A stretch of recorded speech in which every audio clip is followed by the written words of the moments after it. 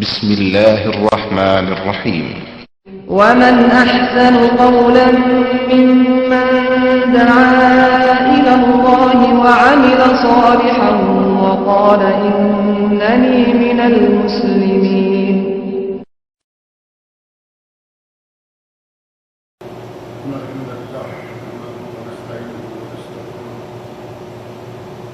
نعوذ بالله من شرور أنفسنا ومن سيئات أعمالنا من يهده الله فلا مضل له ومن يضلل فلا هادي له وأشهد أن لا إله إلا الله وحده لا شريك له وأشهد أن محمدا عبده ورسوله أما بعد فإن خير الحديث كتاب الله وخير الهدي هدي محمد صلى الله عليه وسلم وشر الأمور محدثاتها وكل محدثة بدعة وكل بدعة ضلالة وكل ضلالة في النار. رب اشرح لي صدري ويسر لي أمري واحلل عقدة من لساني يفقهوا قولي. رب أعوذ بك من همزات الشياطين وأعوذ بك رب أن يحضرون. أعوذ بالله السميع العليم من الشيطان الرجيم. وأذن في الناس بالحج يأتوك رجالا وعلى كل ضامر يأتين من كل فج عميق. فقال الله تبارك وتعالى في مقام آخر إن أول بيت وضع للناس للذي ببكة مباركا وهدى للعالمين فيه آيات بينات مقام إبراهيم ومن دخله كان آمنا والله على الناس حج البيت من استطاع إليه سبيلا ومن كفر فإن الله غني عن العالمين. اللہ رب العزت کا ہم پر بہت بڑا احسان ہے کہ اس نے ہمیں مسلمان بنایا، ہمیں حضرت محمد رسول اللہ صلی اللہ علیہ وسلم کا امتی بنایا جو کہ تمام انبیاء و رسل کے امام ہیں، اور ہمیں اس امت کا فرد بنایا جس امت کے بارے میں اللہ رب العزت نے فرمایا کہ تم تمام امتوں سے بہترین امت ہو۔ سورہ آل عمران آیت نمبر 110 اللہ رب العزت نے ارشاد فرمایا کنتم خیر امت اخرجت للناس، تم بہترین امت ہو جو لوگوں کے لیے دنیا میں لائے گئے ہو۔ اور کنتم خیر امہ میں اللہ رب العزت نے پوری امت اسلامیہ جو کہ ہمارے نبی صلی اللہ علیہ وسلم کی امت ہے، پوری امت کو مخاطب کر کے فرمایا کہ تم بہترین امت ہو۔ لیکن اس بہترین امت ہونے کا اعزاز پانے کے لیے اللہ رب العزت نے چھوٹی چھوٹی 3 شرطیں لگائی ہیں، ان کی تفصیل میں نہیں جاتا۔ اللہ نے فرمایا تأمرون بالمعروف، تم نیکی کا حکم دیتے ہو، وتنہون عن المنکر، برائی سے روکتے ہو، وتؤمنون باللہ، اور اللہ کی ذات پر ایمان رکھتے ہو۔ اگر یہ 3 کام تم کرو تو تم بہترین امت ہو، اور اگر کوئی ان تینوں میں سے کوئی بھی کام نہ کرے یا زیادہ سے زیادہ یہ دعویٰ کرے کہ میں مومن ہوں، میں مسلمان ہوں، اور باقی 2 کام چھوڑ بیٹھے، تو کیا وہ خیر امت ہونے کا یا خیر امت کا فرد ہونے کا دعویٰ کرنے میں سچا ہے؟ ہرگز۔ اللہ رب العزت نے ہمیں اور بے شمار انعامات سے نوازا ہے، ان میں سے ایک اس کا انعام یہ ہے کہ اس نے ہمیں وہ دین دیا ہے جس جیسا دین پہلے کسی امت کو حاصل نہیں ہوا۔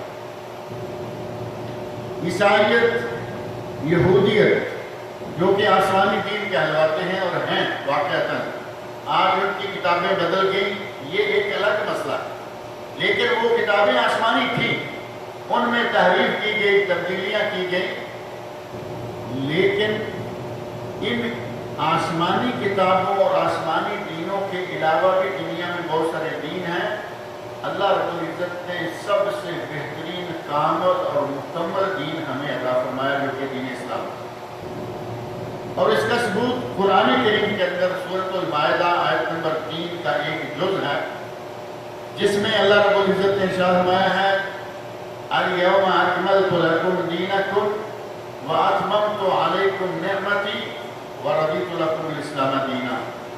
آج میں نے تم پر تمہارا دین مکمل کر دیا اور اپنی نعمت کا اتمام کر دیا ہے اور تمہارے لیے میں نے دین اسلام کو پسند کر دیا. گویا کہ تمام ادیان میں سے اللہ کا پسندیدہ دین دین اسلام ہے. اللہ کی یہ نعمت ہے اور اللہ رب العزت نے اسے آسمانوں سے یہ اعلان کر کے ہمیں بتا دیا کہ میں نے اس کو مکمل کر دیا ہے. اب اس میں کوئی کمی بیش نہیں. کئی لوگ اپنی کم فہمی، اپنی کم علمی، بلکہ اگر یہ کہا جائے کہ اپنی جہالت کے باوجود یہ کہتے ہیں کہ یہ دین آج کے دور کا ساتھ نہیں دے سکتا، یہ بڑا وہ دور ہے، یہ دور ہے اور یہ دین پرانا دین ہے.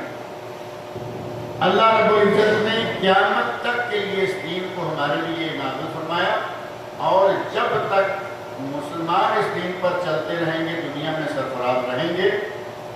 جب تک مسلمان اس دین پر رہے، دنیا پر حکومت کرتے رہے.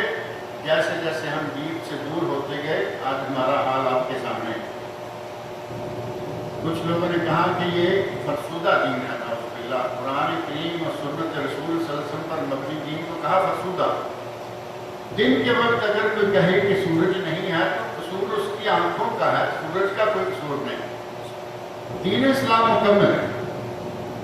یہودیوں نے اس دین اسلام کے مکمل ہونے پر بڑا تعجب کا اظہار کیا.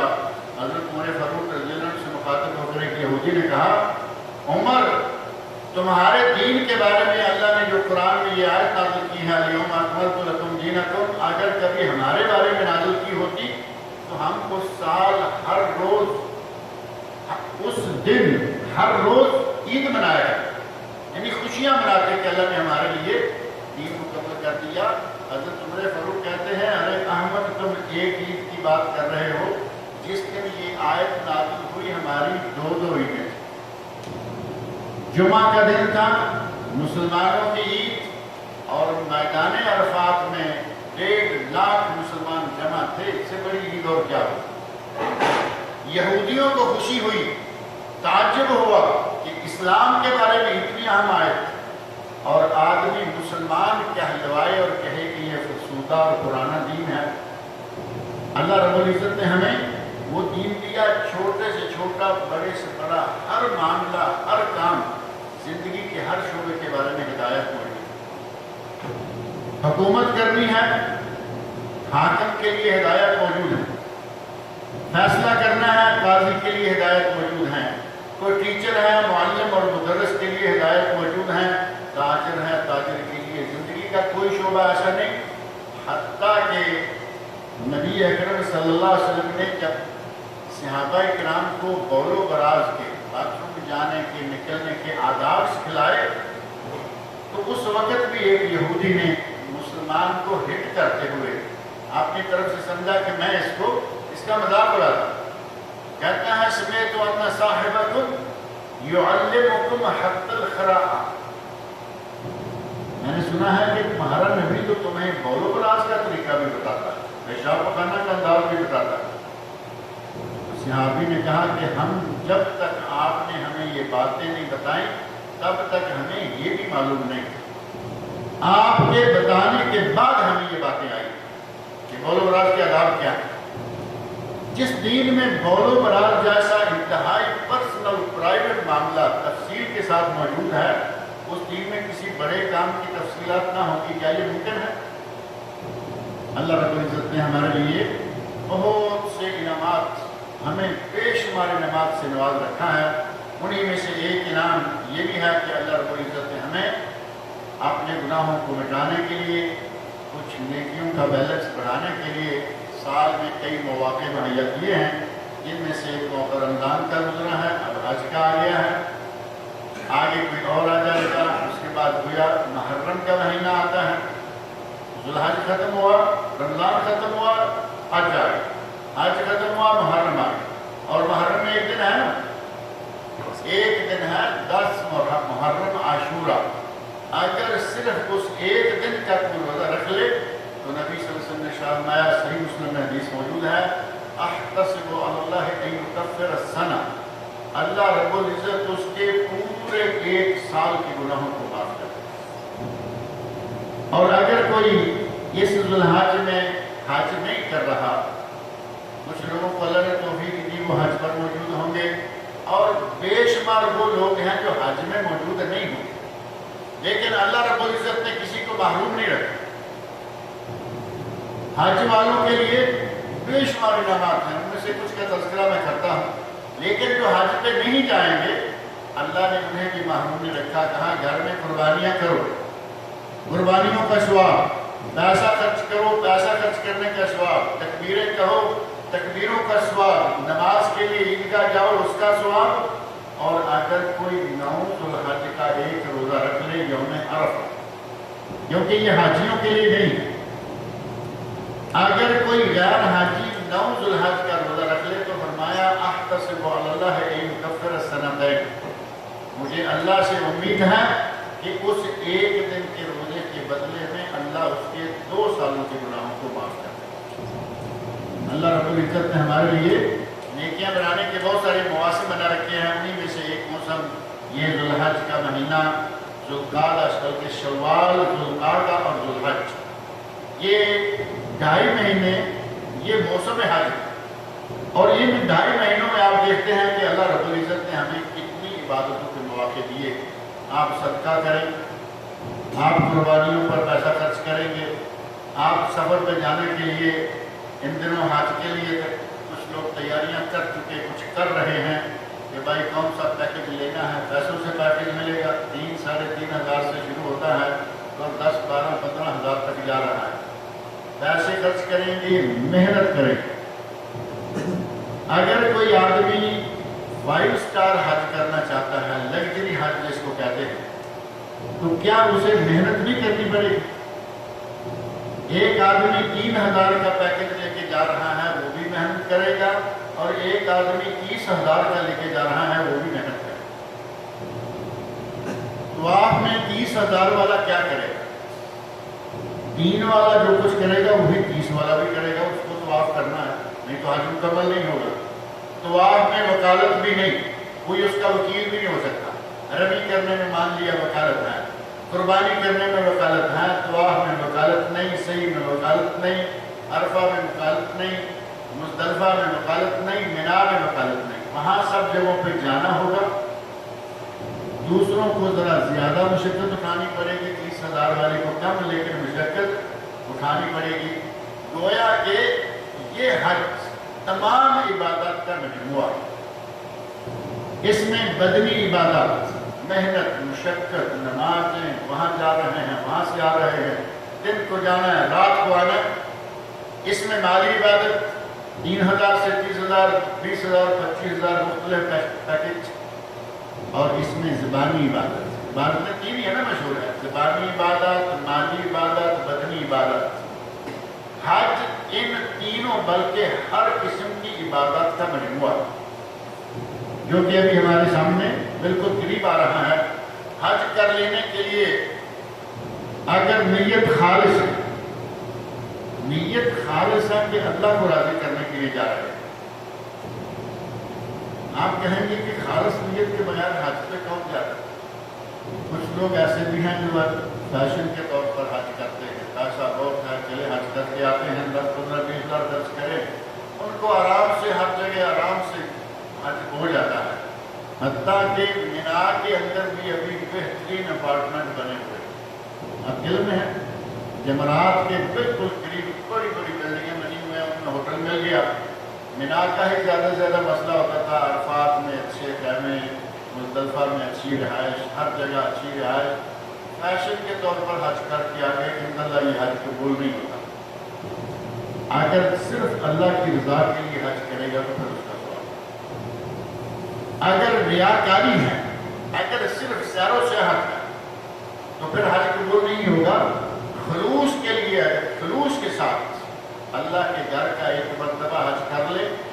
نبی صلی اللہ علیہ وسلم نے ارشاد فرمایا، صحیح بخاری اور صحیح مسلم میں حدیث ہے، من حج ولم یرفث ولم یفسق رجع من ذنوبہ کیوم ولدتہ امہ۔ اگر کوئی حج کرے اور دوران حج اس سے سے کوئی شہوانی حرکت، شہوانی فعل، شہوانی بات نہ نکلے، نہ اسے کوئی کسی گناہ کا ارتکاب ہو، یعنی اپنے آپ کو اچھی طرح، اپنی آنکھوں کو، اپنے کانوں کو، اپنی زبان کو، اپنے ہاتھوں کو سنبھال کے رکھے اور حج مکمل کرے۔ رجع من ذنوبہ کیوم ولدت امہ، وہ گناہوں سے اس طرح پاک ہو کر واپس آتا ہے جیسے پہلے دن کا بچہ اپنی ماں کے پیٹ سے پاک ہوتا ہے۔ اتنا اجر و ثواب ہے حج کا، لیکن نیت اور خلوص یہ بنیادی شرط ہے۔ مال حلال ہو، میری آپ کی جیب کاٹ کے حج کر کے آئے گا تو اس سے فائدہ کیا ہوگا؟ مال حلال کے بغیر حج کا کوئی فائدہ نہیں۔ رشوت کے پیسے سے حج کرے کوئی فائدہ نہیں، سود کے پیسے حج کرے کوئی فائدہ نہیں، کمپنی سے کچھ چرا فرا کے پیسہ اکٹھا کر کے حج کرے کوئی فائدہ نہیں۔ مال حلال، صحیح مسلم میں نبی صلی اللہ علیہ وسلم نے ارشاد فرمایا ان اللہ طیب ولا یقبل الا طیبا، اللہ پاک ہے اور وہ صرف پاک چیز کو پسند کرتا ہے۔ ولا یقبل، صرف پاک چیز کو ہی وہ قبول کرتا ہے۔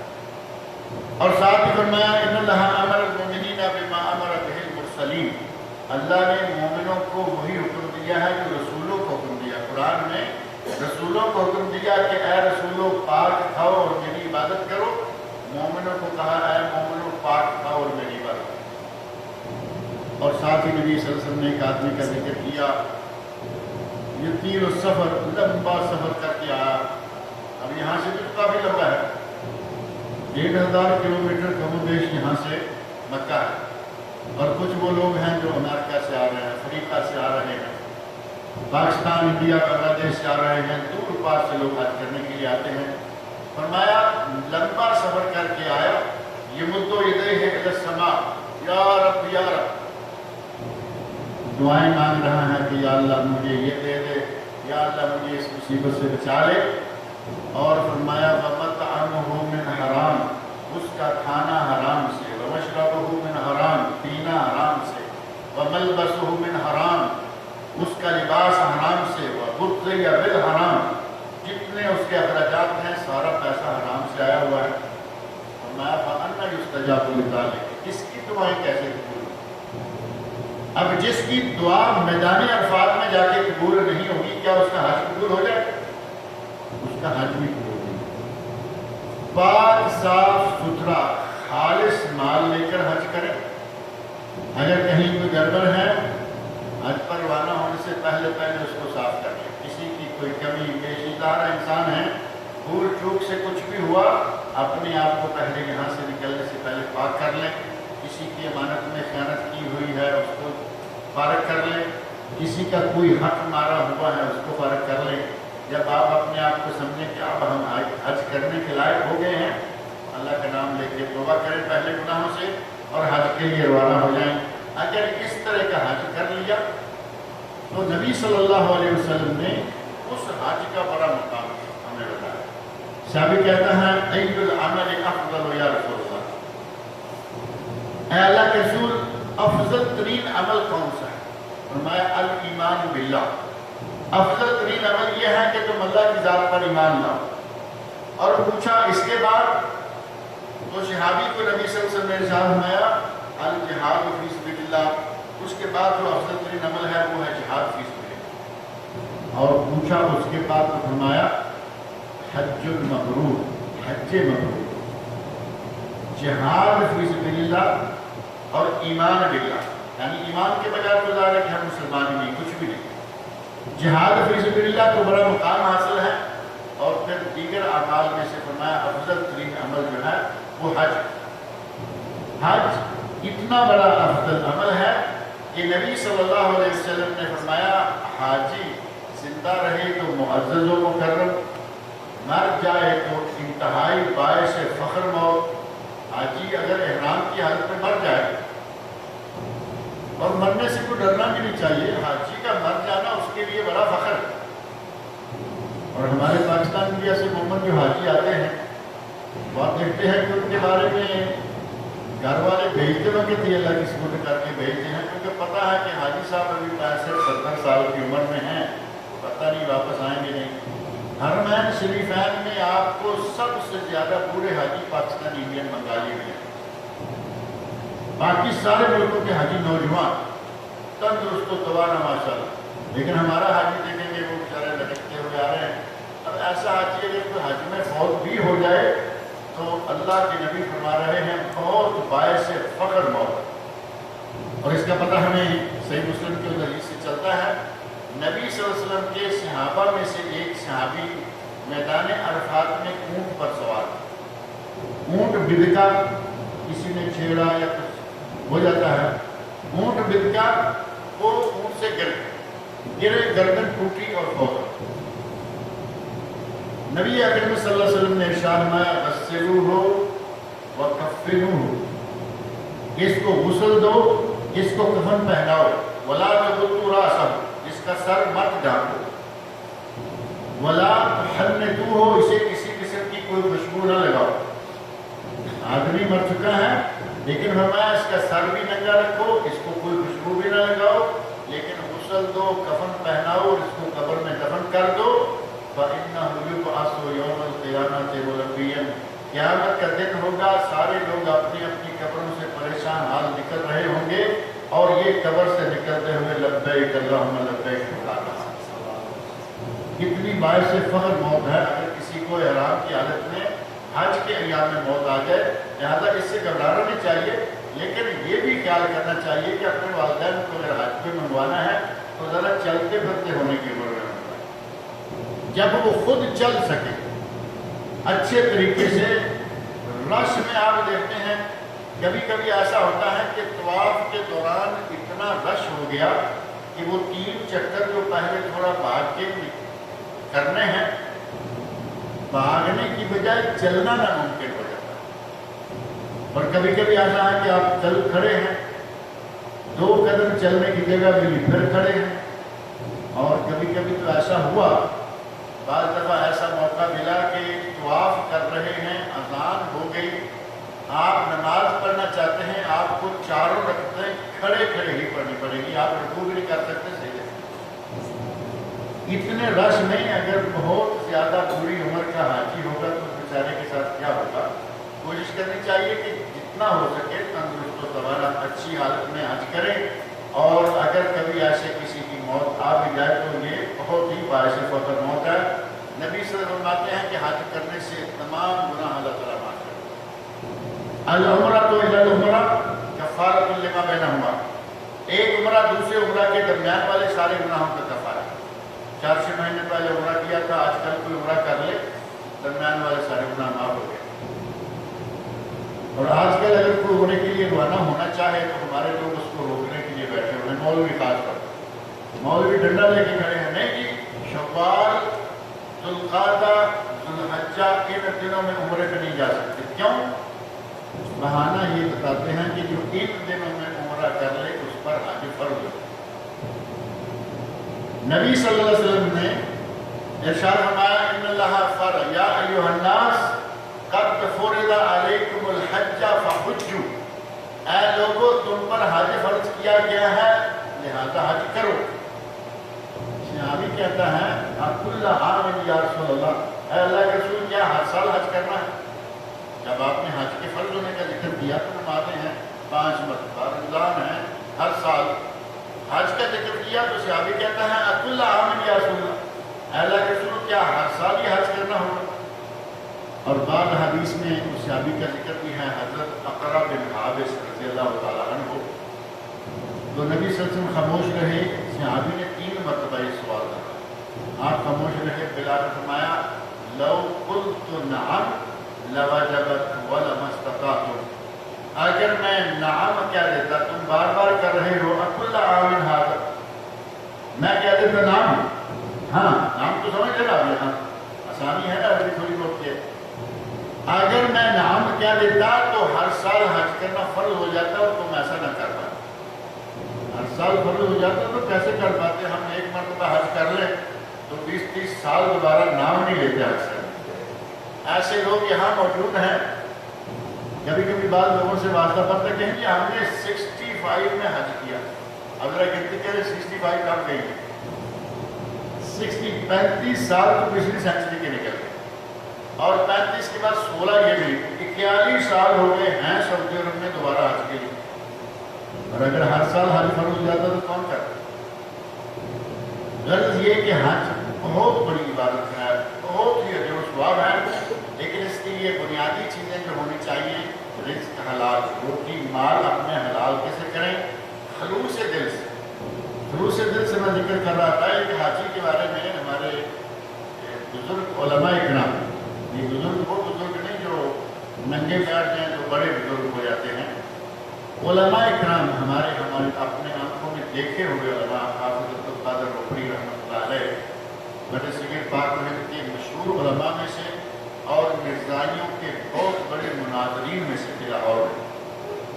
انہوں نے ایک وقت کا واقعہ ذکر کیا تھا کہ ہمارے ساتھ ایک حاجی نے حج کیا اور اس وقت بحری جہازوں سے حج ہوتے تھے. آج تو الحمدللہ 2-4 گھنٹے میں ساری دنیا سے لوگ جدہ پہنچ جاتے ہیں. بحری جہاز لمبا وقت لگ جائے گا. کہتے ہیں کہ حاجی ہمارے ساتھ جہاز میں بیٹھ گیا. اب وہ حقہ بھی پیتا ہے، کبھی سگریٹ پی رہا ہے، کبھی پان کھا رہا ہے، گانے سنتا ہے.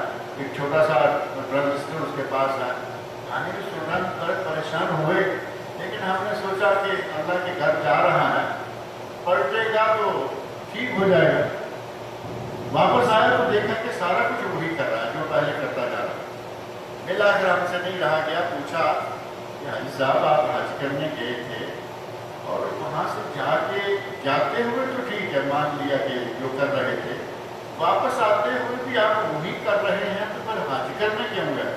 بہت نہیں مولوی صاحب چھوڑیے، میری فلاں بازار میں دکان ہے، میری دکان کے ساتھ ایک آدمی نے آ کے دکان کھولی ہے اور اس نے اوپر بورڈ لگا دیا حاجی فلاں فلاں مرچنٹ.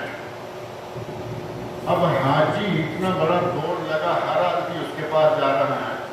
میں نے کہا ہمارے پاس بھی پیسہ ہے، ہم بھی حج کر کے آتے ہیں، آ کے بورڈ لگائیں گے حاجی، اب پھر دیکھیں گے گاہ کدھر جاتے ہیں. اب اگر اس نیت سے کوئی حج کرنے کے لیے جائے گا تو اس کو ثواب تو ویسے ملے گا. خلوص اللہ کی رضا کے لیے، اللہ کو راضی کرنے کے لیے حج کریں، مال حلال سے حج کریں، توبہ کر کے جائیں، امانتیں ادا کر کے جائیں، اور جب گھر سے حج کے لیے روانہ ہوں تو دعا مانگ کے نکلیں. استودعکم اللہ الذی لا تضیع ودائعہ. یہ دعائیں جو ہیں وہ عام روزمرہ ہمارے 2 ریال کی کتاب ملتی ہے، اسکول مسلم، اس میں ساری دعائیں موجود ہیں. اور دعاؤں کے لیے اور دیگر حج کے مسائل کے لیے میں ابھی جن کے پاس کارڈ نہیں اس کو کارڈ بھی دے کے جاتا ہوں. ہمارے ویب سائٹ پہ پورا یہ حج کی نماز، کتاب اور حج کا طریقہ، آڈیو، ویڈیو، ریٹن، ہر طرح کا الحمدللہ موجود ہے. گھر سے نکلتے ہوئے آپ یہ دعا کریں، استودعکم اللہ الذی لا تضیع ودائعہ. گھر والوں کو کیا ہے، گھر والوں میں آپ کو اللہ کے سپورٹ کر رہا ہوں. سارے لوگ تو نہیں جا رہے ہوتے نا، محمد ایک بات حاجی گیا ہو گیا. اور گھر والے کیا کہیں؟ گھر والے جب اس کو الوداع کریں تو استودعک اللہ دینک و امانتک و خواتیم اعمالک. گھر والے بھی دعا سیکھ لیں تو کوئی حرج نہیں ہے. ضروری نہیں ہے کہ حاجی ہی سیکھے، گھر والے بھی سیکھیں.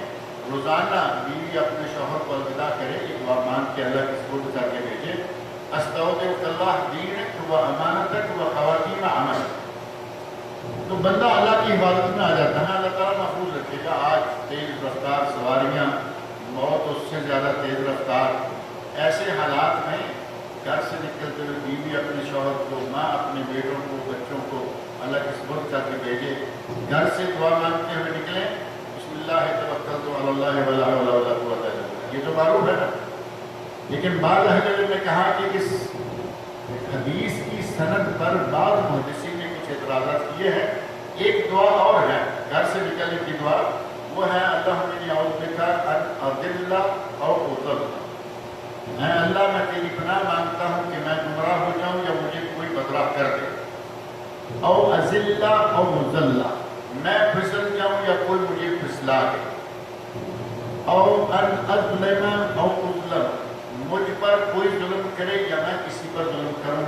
او اجہل او یجہل علیہ، یا میں گمراہ ہو جاؤں، کسی پہ حماقت کے ساتھ باتیں کرنے لگوں یا کوئی حماقت کے ساتھ میرے ساتھ پیش آئے.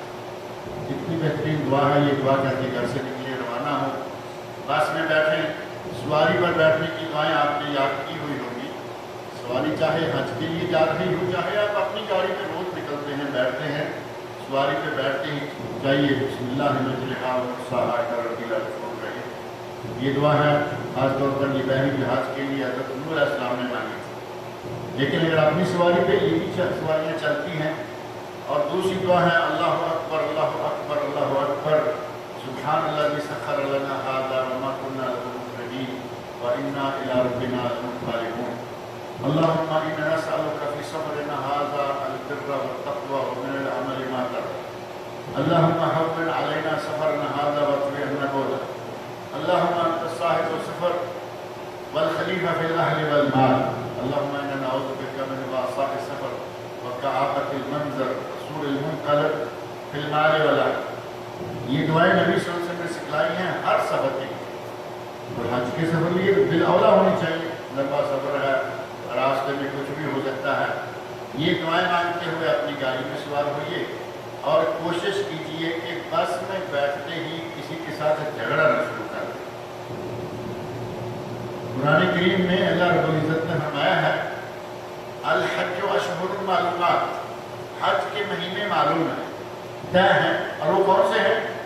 نبی صلی اللہ علیہ وسلم نے صحیح بخاری میں حدیث موجود ہے, فرمایا شوال, ذوالقعدہ اور عشر ذوالحج. یہ مہینے ہیں جن میں حج کا احرام باندھا جا سکتا ہے. ان مہینوں کے 3 مہینوں کے اندر حج کا احرام باندھا جا سکتا ہے. آگے اللہ رب العزت نے فرمایا فمن فرض فیہن الحج, جو شخص ان مہینوں میں اپنے اوپر حج فرض کر لے. حج تو فرض ہے, حج تو ویسے ہی فرض ہے. وَلِلَّهِ عَلَى النَّاسِ حِجُّ الْبَيْتِ مَنِ اسْتَطَاعَ إِلَيْهِ سَبِيلًا. میں نے جو آیت پڑھی تھی شروع میں سورہ آل عمران کی, بندوں پر اللہ کی طرف سے بیت اللہ کا حج کرنا فرض ہے. وَمَنْ كَفَرَ فَإِنَّ اللَّهَ غَنِيٌّ عَنِ الْعَالَمِينَ. اگر کوئی کفر کرتا ہے, حج کا انکار کرتا ہے, تو فرمایا کہ اللہ سارے جہانوں سے لاپرواہ ہے, بے پرواہ ہے, اسے کسی کی پرواہ نہیں. حج تو فرض ہے, لیکن اگر کوئی اس سال حج فرض کر لیتا ہے, مثلا تصریح لے لی, کسی نہ کسی پیکج کی تصریح لے لی, حج کے لیے تیاری کر لی, فرمایا فمن فرض فیہن الحج, جو ان مہینوں میں حج اپنے اوپر واجب کر لے, یعنی پکا ارادہ کر کے روانہ ہو جائے, فلا رفث, کوئی شہوانی حرکت فعل یا قول زبان سے نہ, ولا فسوق, کوئی گناہ نہ کرے, ولا جدال فی الحج, اور کوئی لڑائی جھگڑا حج کے دوران. قرآن کریم میں اللہ رب العزت نے ان چیزوں کا خاص طور پر ذکر فرمایا. اور ان تینوں چیزوں میں سے پہلی چیز بار بار حدیث میں نے پہلے ذکر کی, بخاری مسلم کی حدیث, کہ اگر کوئی آدمی یہ کرتا ہے, حج کرتا ہے, وہ ماں کے پیٹ سے جیسے بچہ پاک گناہ سے آتا ہے, اس طرح حاجی پاک ہو کے لوٹتا ہے. وہاں بھی فلا رفث, وہ کوئی شہوانی حرکت نہیں. یہ بار بار قرآن میں بھی آ رہا ہے, حدیث میں بھی آ رہا ہے, تو اس کی خاص وجہ ہے. حج وہ مقام ہے کہ جہاں دنیا بھر سے مسلمان مرد بھی ہوں گے, عورتیں بھی ہوں گی, خوبصورت عورتیں ہوں گی, بدصورت عورتیں ہوں گی, لمبی عورتیں ہوں گی, ڈھنگی, اور ہر طرح کے لوگ وہاں موجود ہوں گے. حاجی حج کرنے گیا ہے یا عورتوں کو دیکھنے گیا ہے کہ یہ کیسی ہے, خوبصورت ہے, نہیں ہے, لمبی ہے, چھوٹی ہے. اللہ رب العزت نے بھی منع فرمایا ان باتوں پر توجہ دینے سے, اور نبی صلی اللہ علیہ وسلم نے بھی منع فرمایا ان باتوں کی طرف نہیں. اپنا حج کرو, اپنا کام کرو. اگر کوئی آدمی لڑائی جھگڑا, حج میں جا کے وہاں مینا میں جھگڑتے لوگوں کو دیکھا, مزدلفہ میں جھگڑتے دیکھا, عرفات میں جھگڑتے دیکھا, اور بس میں تو عام بات ہے نا, بیٹھتے ہی جھگڑا شروع کر دیا. اندر گئے, دیکھا کہ میری سیٹ پہ کوئی اور بیٹھا ہوا ہے, لڑائی شروع ہو گئی. وہ کہتا ہے نہیں, میں تو پہلے بیٹھ گیا, نہیں جی یہ تو میری ہے. دل میں وسعت پیدا کریں, اور حج کے لیے روانہ ہو رہے ہیں, چھوٹی موٹی چیزیں برداشت کریں, اور اگر ضرور اسی سیٹ پہ بیٹھنا ہے, بات کریں جو مسئول ہے بس کا, وہ آپ کو سیٹ کر دے گا کہ کہاں آپ نے بیٹھنا ہے, کہاں نہیں بیٹھنا. باہر اللہ تعالیٰ نے فرمایا کہ لڑائی جھگڑا پورے حج کے سیزن میں 10 دن, 5 دن, 15 دن, مہینہ, کچھ لوگوں کا ایسے بھی زیادہ ہوتا ہے. اس میں لڑائی جھگڑا نہیں کرنا, بری بات نہ کہنا, نہ سوچنا, نہ بری نظر سے کسی کو دیکھنا. اگر یہ سارا کرتے ہوئے حج کیا تو انشاءاللہ پاک گناہوں سے صاف پاک ہو کے واپس آئے گا۔ بس روانہ ہو گئے، راستے میں نماز قصر اور جمع، اب یہاں آ کے پھر لڑائی شروع ہو جاتی ہے۔ کچھ لوگ کہتے ہیں جی ہم قصر نہیں کریں گے، ہم تو آرام سے جا رہے ہیں، ہمیں قصر کرنے کی کیا ضرورت ہے۔ دوسرا کہتا ہے جی نبی صلی اللہ علیہ وسلم کا حکم ہے قصر کر سکتے ہیں۔ آپ یہاں جھگڑنے کی بجائے فہم و تفہیم سے کام لیں۔ نبی صلی اللہ علیہ وسلم کا ارشاد برحق ہے، آپ نے فرمایا قرآن کریم میں نمازوں کو قصر کرنے کا ذکر موجود ہے۔ اگر ایک آدمی قصر نہیں کرنا چاہتا اور وہ جمع بھی نہیں کرنا چاہتا تو کیا خیال ہے کہ آپ اس کو مجبور کریں؟ نہیں، کرتا نہ کرے، وہ پوری پڑھتا ہے پوری پڑھے، ہر وقت الگ الگ پڑھنا چاہتا ہے الگ الگ پڑھے، لیکن سنت رسول اور ثابت یہ ہے کہ سفر میں دو نمازوں کو آپ اکٹھی کر سکتے ہیں اور ان کو قصر یعنی 4 فرضوں والی کے 2 فرض پڑھ سکتے ہیں۔ سنتے نوافل سارے معاف ہیں سوائے فجر کی سنتوں کے اور سوائے وتر، وہ سفر میں بھی پڑھے۔ اب ایک آدمی کہتا ہے کہ نہیں میں تو ظہر اثر اکٹھی نہیں کروں گا، ظہر کے وقت اثر کے وقت، ساری بس کو یہ پریشان تو یقیناً کرے گا لیکن جنگ کرنے کی کوئی ضرورت نہیں ہے۔ اور اگر وہ ایک آدمی ہی سمجھ جائے تو زیادہ بہتر ہے، پورے لوگ اکٹھے ہو کے نماز پڑھیں گے، اب اس ایک کے لیے اثر کے وقت دوبارہ جا کے کریں گے۔ اسی طرح مغرب اور عشاء جمع کی جا سکتی ہیں، قصر کی جا سکتی ہیں۔ آپ چلتے ہوئے پیار محبت کے ماحول میں میقات پہنچ گئے اور میقات 5 ہے۔ نبی اکرم صلی اللہ علیہ وسلم نے یعنی کہتے ہیں وقت کا تعلق رسول اللہ صلی اللہ علیہ وسلم، نبی صلی اللہ علیہ وسلم نے ہمارے لیے میقات مقرر کیے، اور 5 میقات کون سے ہیں؟ ہمارا میقات ہے طائف، قرن المنازل جو تاریخی نام ہے، اور اسی کو السیل الکبیر آج کل کا ہے۔ سیل الکبیر سے آپ نے جا کے حرام باندھنا ہے۔ جو لوگ مدینہ سے ہو کے آتے ہیں ان کے لیے ذوالحلیفہ کہ آج مدینہ کے اندر آ چکا ہے، اور اگر کوئی عراق سے آ رہا ہے یا عراق کی طرف سے ہوتے ہوئے آ رہا ہے اس کے لیے ذات ارق تیسرا، اور جو یمن سے آ رہے ہیں اور یہ پورا جنوب جیزان ابہا باہا نجران ان علاقوں سے جو آ رہے ہیں ان کے راستے میں آتا ہے یہ لملم جس کو آج کل سعدیہ کہا جاتا ہے، اور مصر اور شام سے آنے والے لوگوں کے لیے جوفہ، اور یہ جوفہ آج کل بے آباد ہو چکا ہے، اس کے قریب اس کے مساوی جگہ ہے رابط، آج کل رابط سے احرام باندھا جاتا ہے۔ جو جہاں سے آ رہا ہے وہاں سے احرام باندھے۔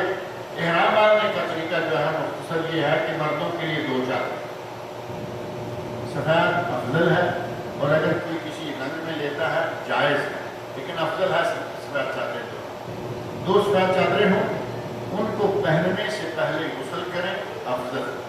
اگر غسل کرنے کو طبیعت نہیں مان رہی، بعض دفعہ سفر کی وجہ سے یا کسی وجہ سے طبیعت ذرا ایسی ہو گئی، جائز ہے کہ وہ صرف وضو کرے اور وضو کر کے احرام باندھے۔ احرام پہن لیا اور تلبیہ کہنے سے پہلے آپ خوشبو لگا سکتے ہیں، مردوں کے لیے اجازت ہے کہ وہ خوشبو لگائیں، عورتوں کے لیے خوشبو لگانا ظاہر ہے کہ منع ہے، عورتیں ایسی کوئی خوشبو استعمال نہیں کر سکتی جس میں مہک ہے، اور یہ تو عام حالات میں ہے، اور یہ تو بڑا مبارک سفر ہے، اس میں تو ظاہر کیا کرنا ہے، صفائی ستھرائی پہلے سے ہے فابہہ، وہاں کرنا چاہیں وہاں کریں، غسل کریں، اور لباس مردوں کا 2 چادریں، عورتوں کا جو روزمرہ کا لباس ہے وہی ان کا احرام۔ آج کل عورتوں نے اپنے لیے اسپیشل احرام کا ایک اسپیشل ڈیزائن بھی بنوا لیا ہے، جیسے ہی حج کا ارادہ بنتا ہے وہ عورتیں اپنا وہ لباس جو ہے وہ تیار کروا لیتی ہیں یا خرید لیتی ہیں، جبکہ عورتوں کے لیے نبی صلی اللہ علیہ وسلم نے کوئی لباس مقرر نہیں، روزمرہ کا باپ کا جو بھی لباس ہے وہی احرام ہے۔ البتہ احرام کی شکل میں عورت دستانے نہیں پہنے گی، یہ منع، چہرے پر نقاب نہیں باندھے گی، یہ بھی منع ہے، لیکن اگر غیر محرم ساتھ ہوں گے تو عورت کو پردہ کرنا ہو۔ اب یہاں بڑی گڑبڑ ہے ہمارے پاک و ہند میں، کہتے ہیں کہ نہیں عورت کو پورے حج کا سیزن منہ ننگا رکھنا ہے، جو کہ بہت غلط بات، بہت غلط بات۔ نبی صلی اللہ علیہ وسلم عورت کو پردے کا حکم دیں، قرآن عورت کو پردے کا حکم دے، صرف اتنا ہے کہ جب عورت اپنے شوہر کے ساتھ ہے بال بچوں کے ساتھ ہیں، اپنے روم میں ہے، اپنے ٹینٹ میں ہے، صرف عورتیں ہی ہے اور چہرہ نہ وہ نہ ڈالیں۔ لیکن جیسے ہی غیر محرم سامنے ہے، اب طواف کرتے ہوئے کیسے ہوگا کہ غیر محرم کوئی نہ ہوگا جائے گا؟ صحیح کرتے کیسے ہوگا؟ مکہ میں گھر سے نکلیں گے، اپنی بلڈنگ سے، ہوٹل سے، گلیاں بھری ہوئی، بازار بھرے ہوئے، حرم بھرا ہوا، بلکہ مینا، مزدلفہ، عرفات، حج کے دنوں میں کہیں ایسی جگہ نہیں ملے گی سوائے اپنے روم میں آتے۔ لہذا صحابہ نے اپنی خواتین کے ساتھ، نبی اکرم صلی اللہ علیہ وسلم نے اپنی ازواج مطہرات کے ساتھ حج کیا۔ خواتین کے بیان کتب حدیث میں موجود ہے کہ ہم چہرے کو ننگا رکھتی۔ نقاب جو اصل میں جو منع ہے وہ ہے عربی نقاب، ہم نے وہ پاکستانی انڈین نقاب بنا لیا کہ یہ جو اوپر والا کپڑا ہے یہ نقاب ہے۔ یہ نقاب نہیں، نقاب عورتیں ایک پیچھے رسی لگی ہوتی ہے، ہر عورتیں یہاں ایسے ناک کے اوپر ایسے چڑھا ہوا ہوتا ہے، جب کبھی کسی فوٹو میں دیکھا ہوگا آپ نے۔ عورتوں کے لیے اسپیشلی یہاں نوز پیس کے طور پر بنا ہوتا ہے اور وہ یہاں چڑھا کے اس کو پیچھے باندھا ہوا ہوتا ہے۔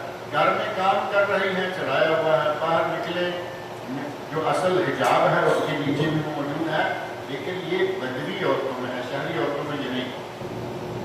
اس نقاب کو منع کیا گیا ہے کہ وہ نہیں بات، ہم نے اس کو نقاب اپنا بنایا، لفظ کا ہیر پھیر۔ اب ایسے جائیں گے تو شراب آپ جانتے ہیں، عربی میں ہر پانی، ہر جوس، ہر پینے والی چیز، ہر سیرپ شراب لکھا ہوتا ہے، اور اگر اس کو اردو اور عربی ایک کریں گے تو کیا ہوگا؟ کھانسی کے لیے بھی شراب ہے، مہمان کے لیے بھی شراب ہے۔ اسی طرح معاملہ ہے نقاب کا، نقاب منع ہے باندھنا، لیکن یہ عربی نقاب۔ خواتین کہتی ہیں کہ جیسے غیر محرم آتے سطلت احدانا جلبابہا من راسہا علی وجہہا، ہم اپنے سر کا کپڑا گرا کر اپنے چہرے کا پردہ کریں۔ اور یہ اس وقت کی بات ہے جب پورے مکہ میں، مدینہ میں، پورے مینا میں، عرفات میں، مزدلفہ میں 1.25 لاکھ لوگ تھے، 1.25 لاکھ۔ ظاہر ہے کہ اس وقت راستے میں جگہ مل جاتی تھی کہیں نہ کہیں نقاب اتارنے کی، جیسے کوئی آتا نقاب ڈال کے اپنا چہرہ جو ہے پھر سے چھپا لیتے۔ آج کل ایسی جگہ جہاں ملینز لوگ ہوتے ہیں ان جگہوں پر، لہٰذا خواتین کو خاص طور پر یہ خیال رکھنا چاہیے بس میں بیٹھیں، دائیں بائیں غیر محرم ہے، پردے سے رہیں، طواف کرتے ہوئے، صحیح کرتے ہوئے، گھر سے نکل کر حرم میں آتے ہوئے اچھی طرح باپردہ رہیں۔ لیکن یہ جو ہمارے ڈانٹا کیا ایسے کر کے ہماری خواتین مار لیتی ہیں نا، یہاں کہیں پھنسا دیا اور آنکھیں بس ننگی ہیں، یہ ڈانٹا باندھنا بھی جائز نہیں۔ بس سر کا کپڑا جو ہے مثال کے طور پر یہی اب دیکھ، یہ سر کا کپڑا ایسے گرا لیں گے، پردہ ہو گیا یا نہیں؟ میرا تو ہو گیا، ایسے ہی خواتین کا بھی ہو جائے گا، اور یہی کرنا ضروری ہے۔ اور خواتین کا یہ ہمارے پاک و ہند والا یہ اوپر والا پیس ہوتا ہے نا، سنگل بھی ہوتا ہے، ڈبل بھی ہوتا ہے، باپردہ طریقے سے ڈبل پیس گرائیں، سنگل گرائیں، راستہ دکھتا رہنا چاہیے بس۔ اور مردوں کو دیکھنا اور مردوں کا عورت کو دیکھنا یہ دونوں طرف سے منع ہے۔ قرآن کریم نے فرمایا اے میرے نبی اپنے مومنوں کو حکم دے دیجیے کہ اپنی نگاہوں کو جھکا کے رکھیں، مومن عورتوں کو حکم دے دیجیے کہ وہ اپنی نگاہ کو، یہ دونوں کے لیے برابر ہے۔ لہٰذا خواتین یہ پردے کا اہتمام کریں اور گلوز استعمال کریں، اپنے عبایا میں، اپنے برقع میں اپنے ہاتھوں کو چھپا کے رکھیں، اتنا ہی کافی ہے۔ اور مردوں کے لیے ضروری ہے کہ وہ کوئی ایسا جوتا نہ پہنے جس جوتے میں ٹخنے ڈھک جائے، لمبا جو گھٹنے تک آنے والا جوتا ہے وہ استعمال نہ کریں۔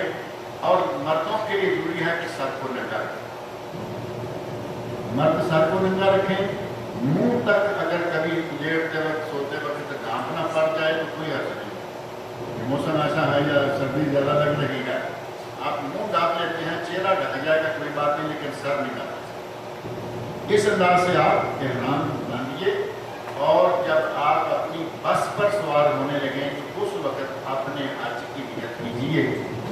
نبی اکرم صلی اللہ علیہ وسلم نے غسل کیا، حضرت عائشہ رضی اللہ عنہا فرماتی ہیں کہ غسل کرنے کے بعد احرام کا تلبیہ کہنے سے پہلے میں نے نبی صلی اللہ علیہ وسلم کو جو سب سے بہترین خوشبو تھی وہ لگائی، یعنی خوشبو لگائیے، ساتھ لے کے جائیے، وہاں جب غسل کریں، وضو کریں تو خوشبو لگائیں، کیونکہ عمرے کے بعد تو جلدی کھول دیتے ہیں، پھر بھی وہاں لاکھوں لوگ، رش، دنیا، پسینہ، تھوڑی بہت ساتھ میں خوشبو شامل رہے گی تو کم از کم ماحول تھوڑا سا خوشگوار رہے گا۔ ہر آدمی اگر یہی سوچے کہ میرا پسینہ کتنا، تو وہاں تو لاکھوں لوگ ایک وقت میں ہوں۔ لہٰذا خوشبو لگائیں، اور جس وقت آپ بس میں بیٹھنے لگتے ہیں تو نیت یہ کریں، اگر تمتع ہے تو عمرے کی نیت کریں۔ اور ظاہر ہے کہ عموماً تمتع ہی ہونا چاہیے، کیونکہ قران کی یہ شرط ہے کہ آدمی کے ساتھ قربانی کا جانور۔ کئی لوگ کہتے ہیں کہ ہم پرچی لے کے جا رہے ہیں، اب جانور تو آپ کھینچ کے لے کے جائیں گے، اس کے لیے چارہ بھی چاہیے، محنت چاہیے، اور پرچی تو جیب میں ہوتی ہے، بکری تو جیب میں نہیں آتی نا۔ لہذا جو افضل حج ہے وہ تمتع ہے، وہی کریں، بہتر ہے۔ جا کے عمرہ کریں، حرام کھول دیں، 8 تاریخ کو دوبارہ حرام باندھیں، جہاں سے بھی باندھیں، مینا روانہ ہو جائیں، یہ ہوگا تمتع۔ اور قران یہ ہے کہ بکری ساتھ ہو، اور میقات سے حج اور عمرہ دونوں کا اکٹھا حرام باندھیں، تو آپ صحیح کر کے آپ اپنا سر نہیں منڈوائیں گے، بلکہ کوئی بچہ ہے کسی کا،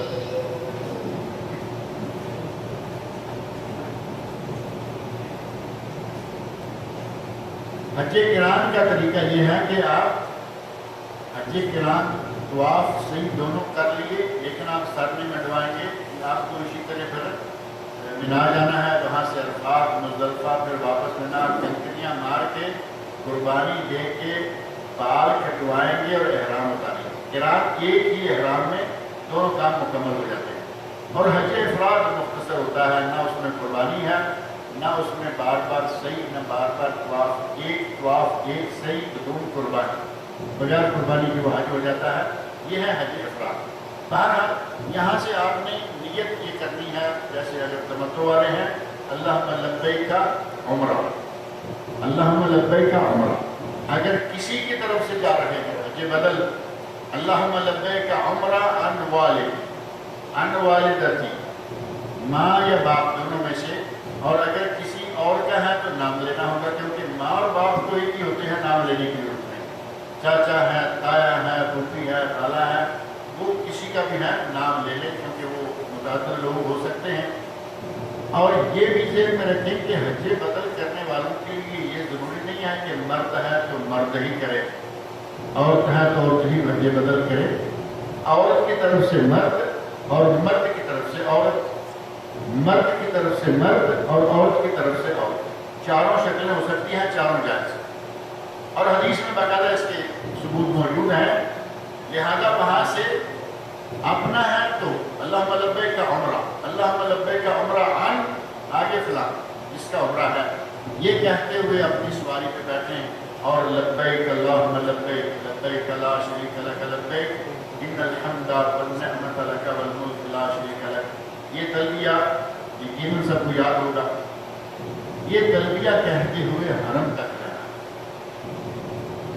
اور یہ نہ ہو کہ نہا دھو کے ناشتہ واشتہ کر کے گاڑی میں بیٹھے اور اتنا تھکا کے ناشتہ کیا کہ گاڑی میں بیٹھتے ہی کراٹے شروع ہو گئے، سو کے سیٹ پہ بیٹھتے ہی عموماً ایسے دیکھنے میں آتا رہتا ہے، سیٹ پہ بیٹھ کے 2-4 منٹ تھوڑی سی آواز آتی ہے کہ کوئی تلبیہ کہہ رہے گا، اور تھوڑی دیر کے بعد دائرے میں دیکھیں راستے حرم میں جا رہے ہیں، یہ سونا تو ساری عمر لگا رہے گا، تھوڑا سا وقت زیادہ سے زیادہ 1 گھنٹہ لگے گا، زیادہ سے زیادہ حرم تک جائیں، 1 گھنٹہ جاگ کے تلبیہ کہتے ہوئے جائیں۔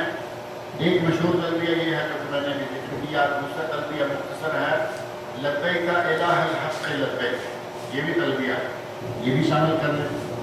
لبیک وسعدیک والخیر بیدیک والرغباء الیک والعمل، یہ بھی تلبیہ ہے۔ اگر کسی کو سارے یاد ہیں، باری باری کہتا جائے، کبھی کبھی لا الہ الا اللہ کہہ لے، تو یہ کہتے ہوئے مکہ پہنچے، اور مکہ پہنچ کر حرم شریف میں داخل ہوں۔ سنت یہ ہے کہ بالائی جانب سے داخل ہوں، رش ہوتا ہے کہیں سے بھی داخل ہو جائے۔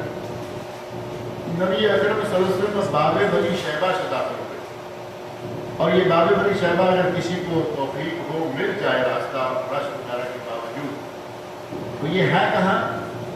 صفا اور مروہ کے سینٹر میں باب السلام بڑا مشہور دروازہ ہے، بڑا دروازہ، बाब सलाम से सीधे दाखिल हो जाए तो सामने बाब बनी शैबा लिखा हुआ है, बाहर वाली दीवार पर लिखा है बाब सलाम और ये है बड़ा बाहर वाला सफा मरवा के बाहर का दरवाजा, अंदर के दरवाजे पर लिखा है बाब बनी शैबा।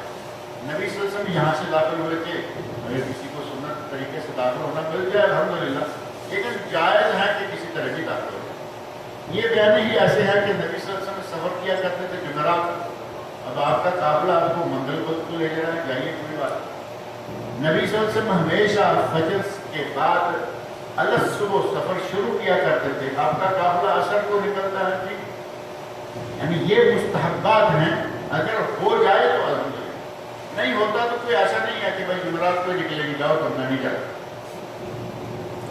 इसी तरह वहाँ बाब बनी शैबा से दाखिल हो जाए अल्हम्दुलिल्लाह, नहीं तो कहीं से भी दाखिल।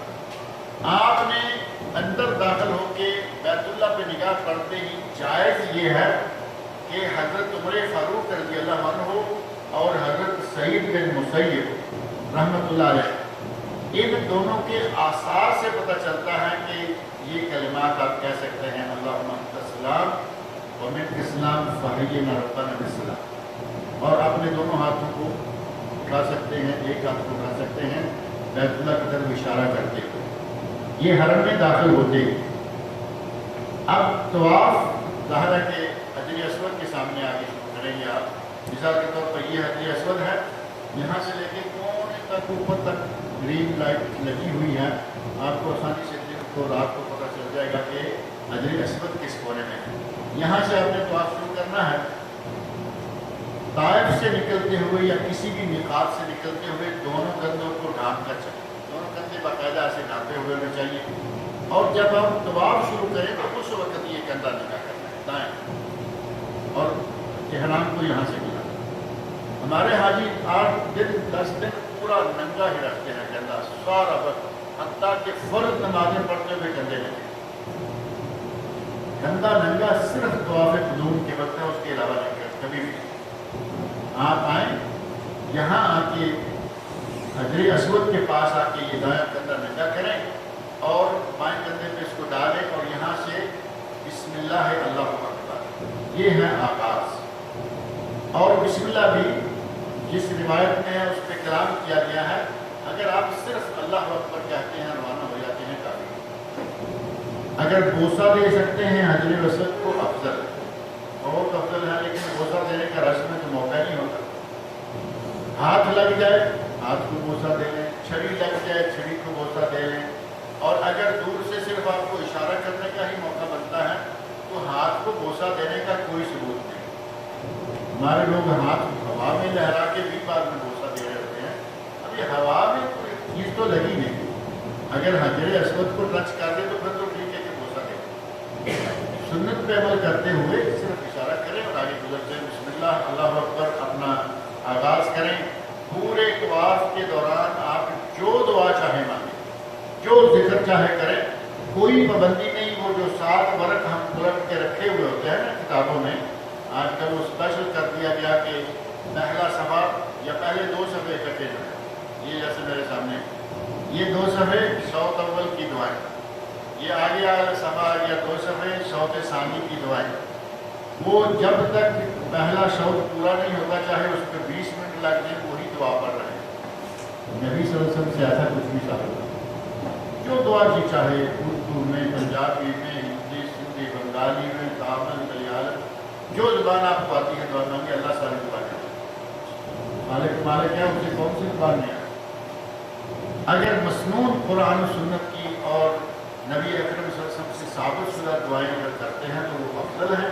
और अगर आपको वो दुआ नहीं आती जो आपके दिल में है, मांगे जो बात दिल से निकलती है असर रखती है, पर नहीं ताकत परवाह मगर रखती, दिल से दुआ निकलेगी अल्लाह उसको यकीनन कबूल भी करेगा।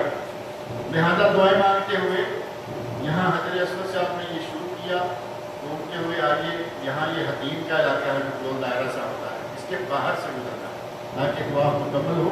ये बैतुल्लाह का हिस्सा है, बाहर से होकर आइए चलते चलाते जब आप इस कोने पे आते हैं तो ये है रुकन यमानी।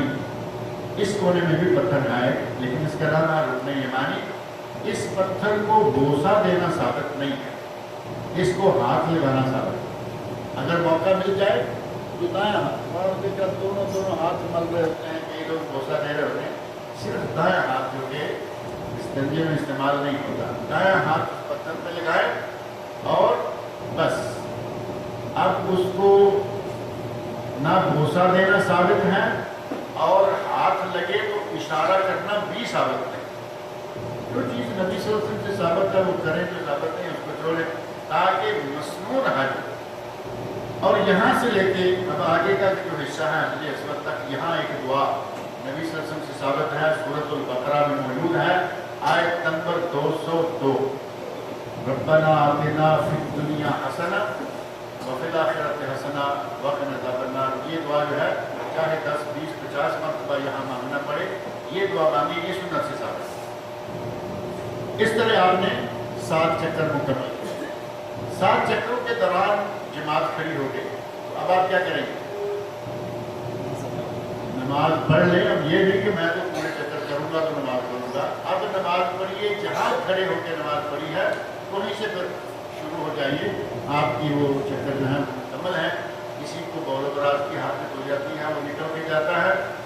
جو آدھا چکر رہ گیا تھا اس کو چھوڑ دیں, آدھے چکر کو نہ دیں. مثلا 3 پورے کر کے چوتھا جو ہے وہ آدھا آیا تھا, اس کو چھوڑ دیں, چوتھا نئے سرے سے شروع کریں اور 7 پورے کر لیں. اس کا طواف جو ہے وہ مکمل ہو جائے گا. جیسے طواف مکمل ہو, یہ حجر اسود ہے, اس کے پاس ہی مقام ابراہیم جس میں پتھر ہے حضرت ابراہیم علیہ السلام کے پاؤں کے نشانات پر, اس کو سامنے رکھتے ہوئے اس علاقے میں کہیں بھی آپ 2 رکعت نماز پڑھیں. رش میں بعض دفعہ یہ جگہ دور تک آپ کو نہیں ملتی, تو ٹھیک ہے, جہاں کہیں جگہ ملتی ہے آپ یہ 2 رکعتیں پڑھ لیں.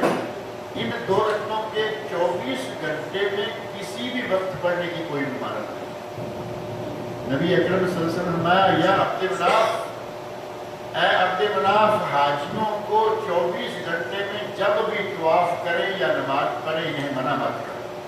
یعنی یہ 2 رکعتیں جس وقت مکروہ وقت میں آئے آپ ان 2 رکعتوں کو ادا کر سکتے ہیں. ان 2 رکعتوں کو ادا کرنے سے پہلے اپنے دونوں کندھوں کو ڈھانپ لیں. ہمارے فرد بھی بغیر کندھا ڈھانپے اور سارا سلسلہ کندھا ڈھانپے بغیر چلائے رہتے ہیں. کندھوں کو ڈھانپ لیں اور 2 رکعتیں پڑھیں. اور ان 2 رکعتوں میں سے پہلی رکعت میں سورہ فاتحہ کے بعد قل یا ایھا الکافرون اور دوسری میں قل ھو اللہ احد. یہ سنت ہے, اگر اس پہ عمل کریں تو فابہا. اور اگر کسی کو قل یا ایھا الکافرون نہیں آتی, ایسے ہمارے بھائی ہیں نا, ساری عمر قل ھو اللہ پہ گزارا کیے چلے جا رہے ہیں. اگر کوئی ایسا ہے تو ٹھیک ہے, دونوں میں قل ھو اللہ پڑھ لے. جب یہاں سے فارغ ہوں, روزہ اگر نہیں ہے تو پیٹ بھر کے زمزم پئیں. اور زمزم کے بارے میں نبی صلی اللہ علیہ وسلم فرمایا, خیر ماء علی وجہ الارض ماء زمزم, روئے زمین کا سب سے بہترین پانی آب زمزم ہے. طعام تو یہ غذا کے طور پر بھی اسے استعمال کیا جا سکتا ہے. روٹی نہ ملے, آپ 2 گلاس زمزم کے پی لیں, آپ کی آرام سے وقت نکل جائے. وشفاء السقم, اور یہ بیماری سے شفا بھی ہے, یعنی غذا بھی ہے دوا بھی ہے. پیٹ بھی بھر جاتا ہے اور شفا بھی بیماری سے اللہ دیتا ہے. اور پیٹ بھر کے پانی پئیں, اور مومن آدمی پیٹ بھر کے پی سکتا ہے, منافق پیٹ بھر کے زمزم نہیں پی سکتا, یہ حدیث میں آیا.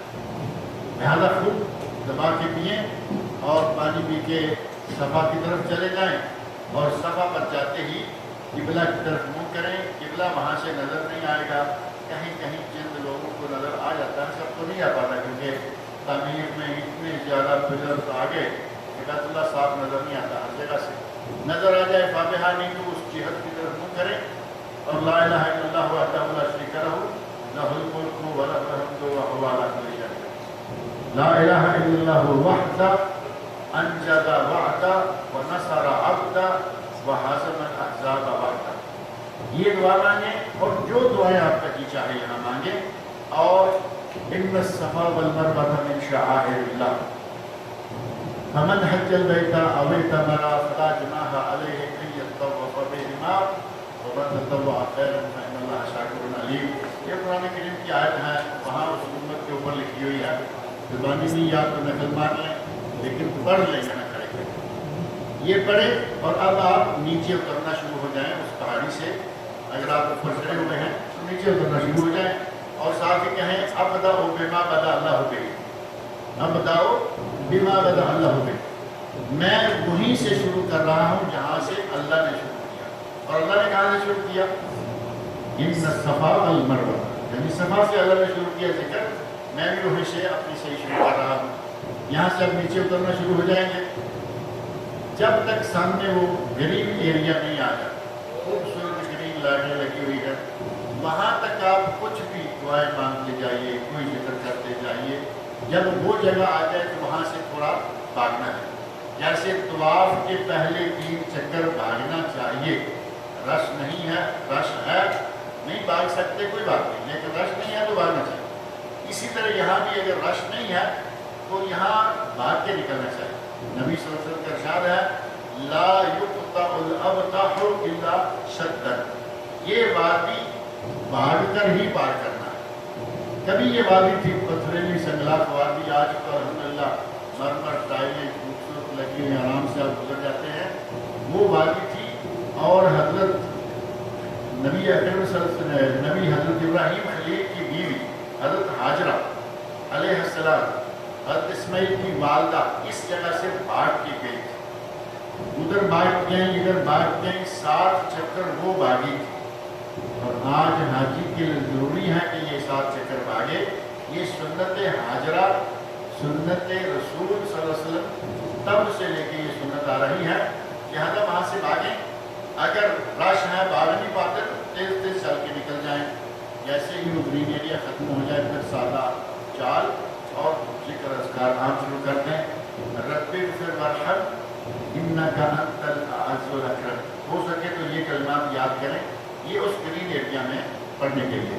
رب اغفر وارحم انک انت الاعز الاکرم. اب آگے مروہ آ گیا. مروہ پہ جا کے آپ نے دوبارہ قبلہ کی طرف منہ کرنا ہے اور جیسے صفا پہ کیا ویسے ہی مروہ پہ دعائیں مانگیں، لا الہ الا اللہ واقعہ پڑھیں اور اس کے بعد وہاں سے دوبارہ روانہ ہو جائیں. صفا سے لے کے مروہ تک ایک شوط مکمل ہوا.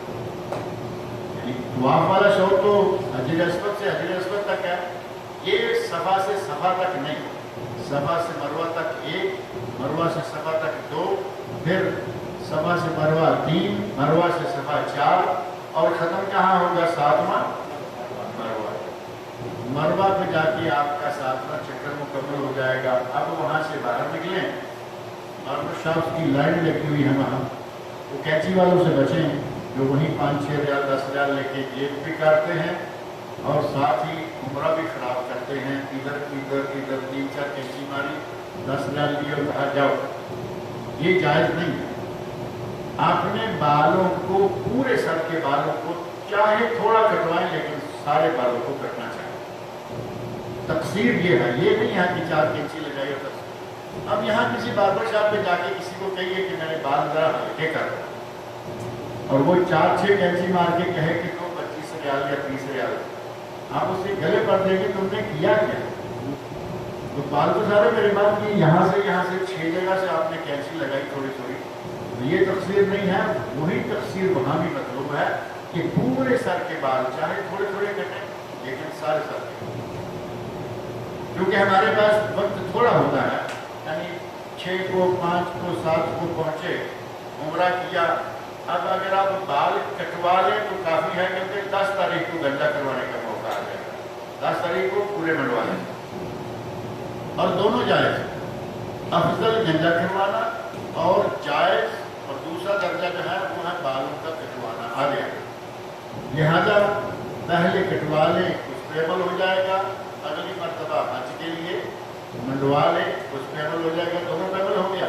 سورۃ الفتح میں دونوں کا ذکر موجود ہے.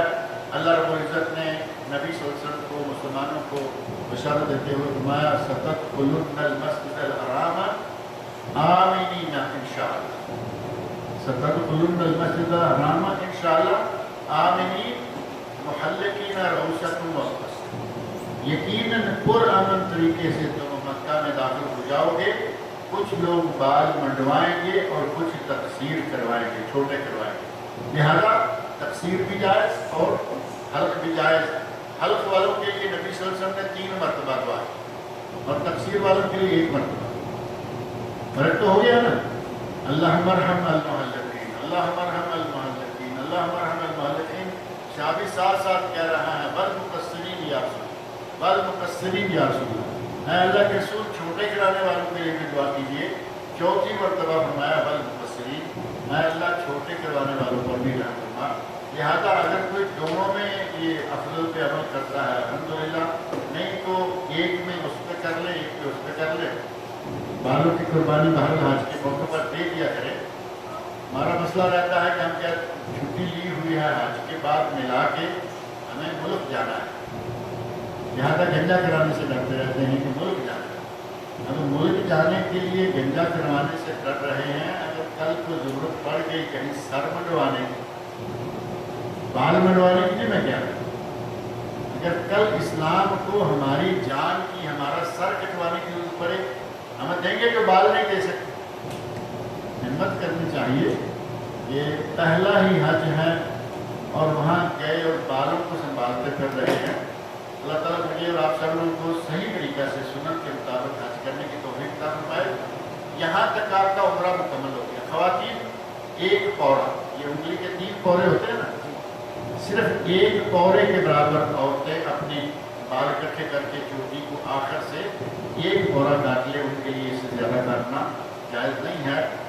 اور وہاں تو اس سے زیادہ کاٹنا جائز نہیں ہے. ہمیں گھروں میں یہ کیا کرتی ہیں، یہ جانے اور ان کا کام جانے. مردوں کی طرح بال بنائے ہوئے ہیں، مردوں کے قریب بھی بنائے ہوئے ہیں، یہ منع ہے. اور کئی لوگوں نے یہ سلسلہ شروع کر رکھا ہے کہ اگر شوہر کہے تو جائز ہے. شوہر کہے نماز چھوڑ دو تو جائز ہے. شوہر کہے پردہ چھوڑ دو تو جائز ہے. شوہر کے کہنے سے شریعت نہیں بدلتی. شریعت میں جو چیزیں موجود ہیں ان کو قبول کرنا چاہیے. طواف، سعی، احرام، میقات، یہ مسائل آج ہو گئے ہیں. انشاءاللہ 8 تاریخ جو حج کا پہلا دن ہوتا ہے، 8 تاریخ سے لے کے حج کے باقی جو مسائل تھوڑے باقی رہ جاتے ہیں، کیونکہ یہ ساری چیزیں جو ہو گئی ہیں دوبارہ رپیٹ نہیں کریں گے نا. تھوڑے سے مسائل رہ گئے ہیں. انشاءاللہ اگلے ہفتہ کے دن اسی وقت اسی جگہ آپ کے سامنے ذکر کریں گے. اور اس میں امید ہے کہ انشاءاللہ ہمارے پاس وقت بچ جائے گا. زیارت مدینہ منورہ کا تذکرہ بھی اس میں کریں گے. اللہ تعالیٰ مجھے اور آپ سب لوگوں کو سنت کے مطابق خریدا ہے جو عمرہ ادا کرنے کی توفیق عطا فرمائے اور میرے کرنے کی توفیق سے نوازے.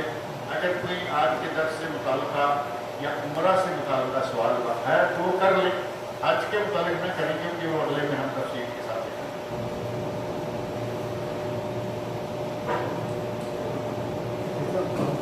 یہاں سے جب جاتے ہیں تو ہم تو ایسے کرتے ہیں کہ ہم پہلے عمرہ کرتے ہیں اور احرام کھلے بغیر کرتے ہیں. لیکن ہماری قربانی بھی اس طرح ہوتی ہے کہ وہاں پہ بلایا ہوتا ہے کہ آپ کی قربانی ہو جائے. مسئلہ یہ ہے کہ آپ نے ایک آدمی کو قربانی کی ذمہ داری دے دی اور فارغ ہو. آپ سمجھ لیں کہ آپ کی 10 تاریخ کو قربانی ہو گئی. 10 تاریخ کو آپ نے رمی کرے اور اپنے بال کٹوائے اور احرام بدلیں اور جا کے طواف صحیح کریں، کیونکہ آپ کی قربانی کی ذمہ داری پوری ہو گئی. اب وہ جو ٹائم دیتے ہیں وہ ٹائم ایسے دیتے ہیں لوگوں کو، کون جانتا ہے کہ اس کی قربانی کا ذبح ہو. لاکھوں قربانیاں ایک ادارہ ذبح کرنے والا ہوگا تو وہ کیا کہے گا. آپ دیکھیں بعض دفعہ ایسا کہ 1000 آدمی کو کہا ہوا ہے 9 بجے. 9 بجے بھی معلوم ہے کہ 9 بجے تک صحیح رمی کرتے کرتے 9 تو بج ہی جائیں گے. اکثر لوگوں کو کہا ہوگا 9 بجے. کوئی شاد و نادر لوگ آئیں گے 10 بجے. آپ اس کو بالکل چھوڑ دیں. آپ نے پیسے دے دیے، آپ فارغ ہو. آپ رمی کیجئے اور اس کے بعد بال کٹوائیے. اگر قربانی بال منڈوانے کے بعد بھی ہو گئی تو کوئی حرج نہیں. نبی اکرم صلی اللہ علیہ وسلم سے پوچھا گیا تو آپ نے فرمایا کہ کسی نے کوئی کام آگے کا پیچھے کر دیا ہے فلا حرج، تو کوئی حرج نہیں ہے. اور یہ انشاءاللہ مسائل جو ہیں وہ اگلے ہفتے میں آئیں گے کیونکہ یہ حج سے تعلق رکھتے ہیں. تاکہ عمرہ کر کے آپ نے احرام کھول دیا، 1 دن 2 دن 10 دن جتنا بھی 8 ذوالحج تک آپ نے رہنا ہے. نارمل لباس میں رہنا ہے. 5 وقت کی نمازیں باجماعت پڑھنے کی کوشش کریں. حرم میں باجماعت پڑھنے کی کوشش کریں اور ذکر اذکار میں یہ دن گزاریں. 8 तारीख को यौम तरबिया कहा जाता है, जिसको दोबारा हज के लिए इहराम बांधना है। वहाँ से इंशाअल्लाह हम अगला दर्स जो है वो शुरू करेंगे।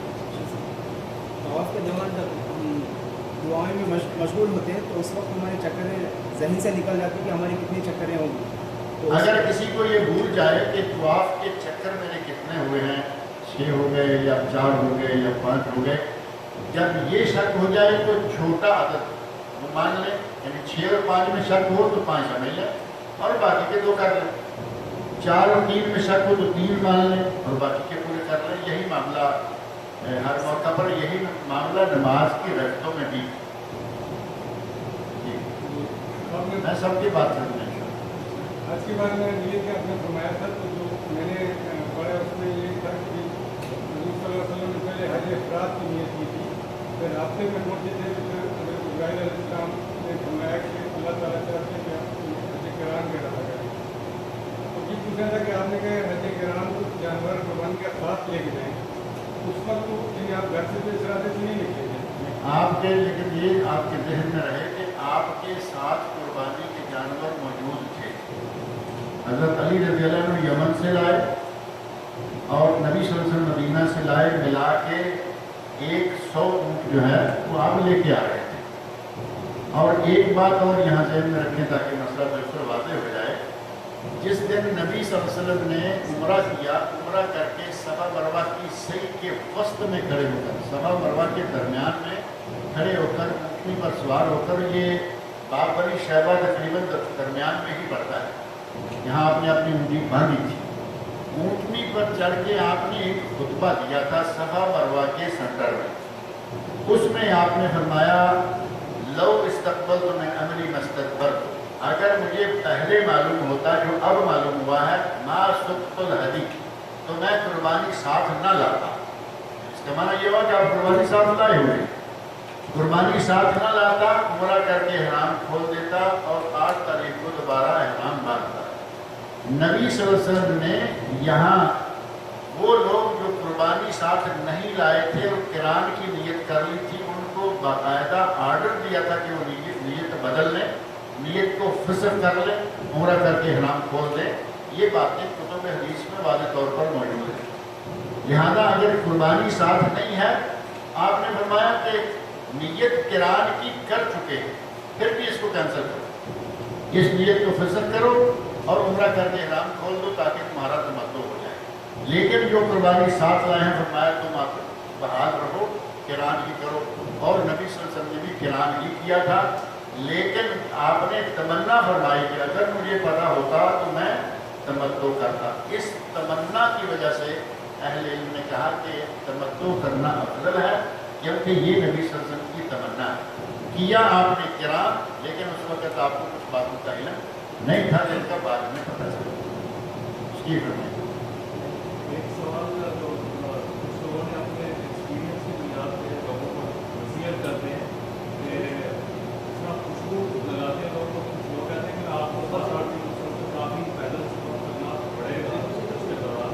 तो नियत करने से पहले रानों में जो है ना वो आप वैसलीन इस तरह का जो है ना अपना मेडिसिन यूज़ करते हैं, जिससे ताकि जो है वो पसीने से जैसे कट जाती है दांतें।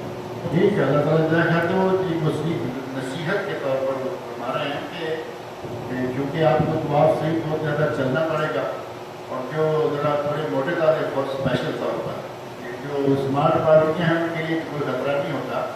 मोटे आदमी के क्योंकि रहने खास तौर पर वो रगड़ के नतीजा में ज़ख्म हो जाते हैं, तो आप लोग चूँकि उस वैसलीन वगैरह में थोड़ी खुशबू होगी, हालांकि आजकल ये जो वैसलीन निकली है ना, क्या कहते हैं पेट्रोलियम वैसलीन, उसमें कोई खुशबू नहीं होती। आप उसको इहराम की हालत में भी इस्तेमाल कर सकते हैं, लेकिन अगर आप इहराम बांधने से पहले जब खुशबू लगाएंगे बगलों में इधर उधर, उस वक्त वो वैसलीन भी साथ लगा लें, ताकि जब आप तवाफ़ सही के दौरान लंबा सफ़र करेंगे तो कोई ज़ख्म ना होने पाए।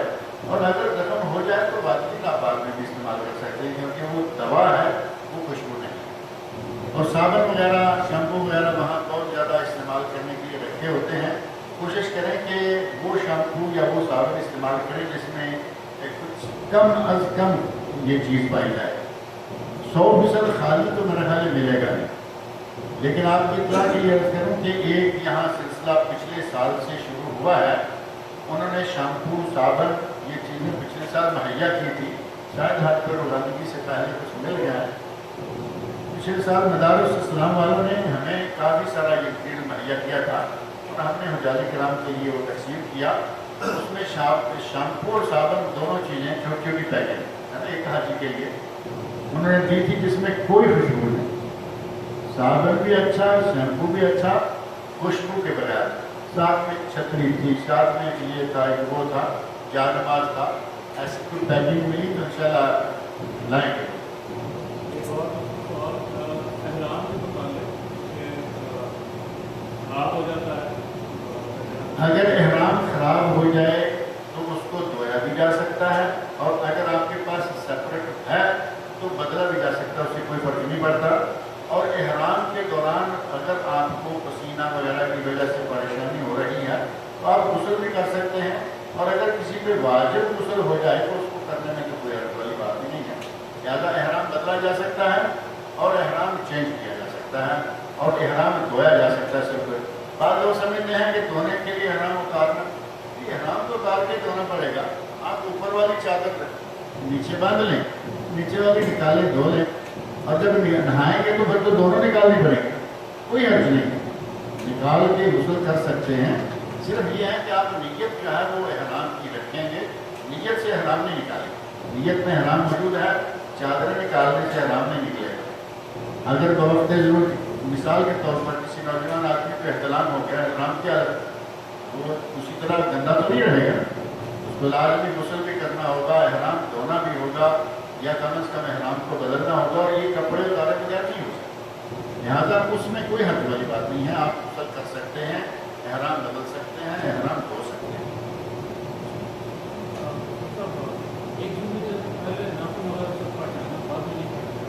ہاں, اگر آپ نے یہاں سے نکلنے سے پہلے ہی اپنے ناخن, میں نے ایک مختصر جملہ کہا تھا, زیادہ تفصیل نہیں گئی تھی, کہ یہاں سے صفائی ستھرائی کر کے نکلے. ناک کنتے رہے, ناک بال بلوں کے بال یہ وہ نکال لیے.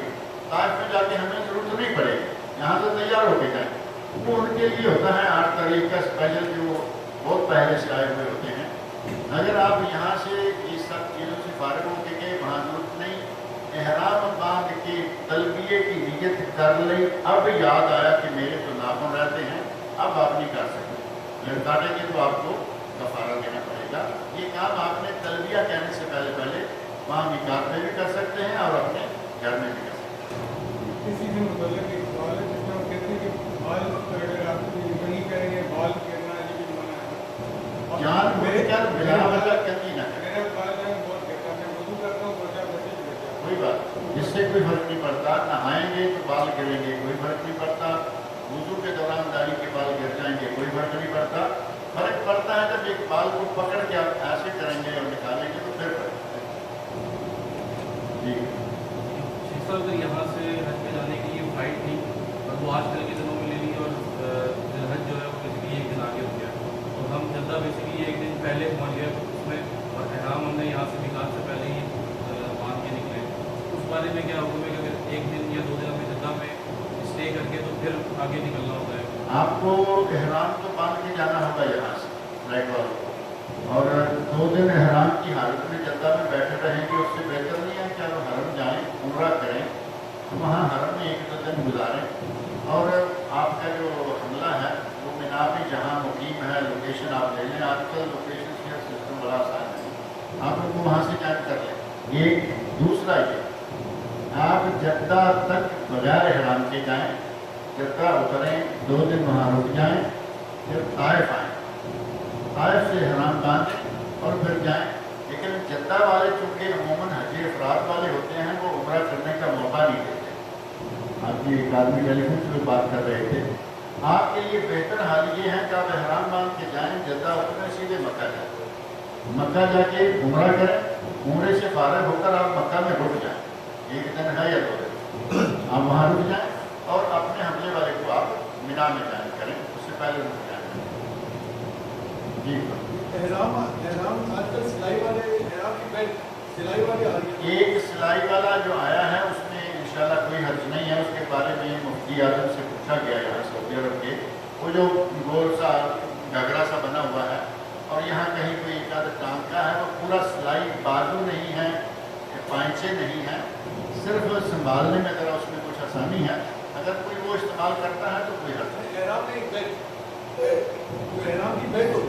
बेल्ट वो सिलाई वाली आए या बगैर सिलाई के आए, वो बेल्ट है, वो लिबास नहीं।